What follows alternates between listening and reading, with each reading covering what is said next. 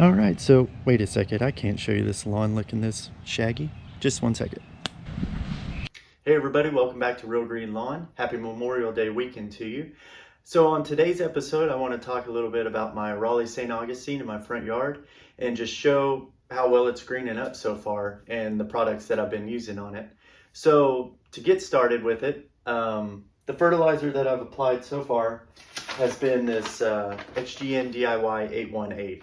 Now, for those of you that have watched my soil sample video, you know that I'm really high in phosphorus. So my fertilizer plan this season was to use fertilizers with little to no phosphorus in it for those obvious reasons. So the bad part about this, whenever I made the video of saying what fertilizers I was going to use this season, a few of you reached out to me and said that they're not making this fertilizer anymore and it's going to be unavailable, which is bad because I really like it. So for those of you that have used this fertilizer and have moved on to something else, feel free to leave a comment down below of what you're using now that's comparable to this, because I really enjoyed it. So hopefully these guys can get started back up sometime soon. But anyway, it's an 818 and I put 0.64 pounds of nitrogen over the whole property. And then also just a little bit of phosphorus from the 1% that's in it. And then 0.64 pounds of potassium as well. The nice thing about this product, it also has about 4% iron.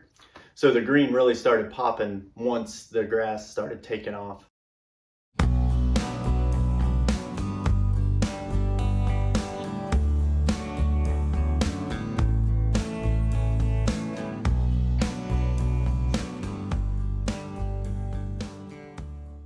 Right now it's Memorial Day weekend, and as you can see, the lawn's coming along great. It's got a vibrant green to it. It's filling in all the more bare areas that I had from last year, and I'm real happy with the way the season's going so far.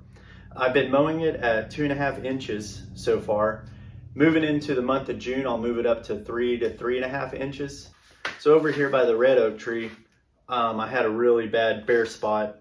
Anyway, as you can see, it's starting to fill in really well, so I'm not too worried about it being maybe a fungus or anything like that. I think it was just an area whenever the sprinkler system, that sprinkler head got stuck for a long time, and I think it just didn't get watered and it ended up getting fried in that area from last year and suffered from it. So as you can see, stolons starting to run in here, starting to fill in the area quite nice, so that's great. So over where I removed the bald cypress, this little bald cypress, I've noticed a lot more sunlight's coming in this area, and this area of the lawn is starting to fill in a little bit better. It's still pretty shady though, so still considered thin, but thicker than it was.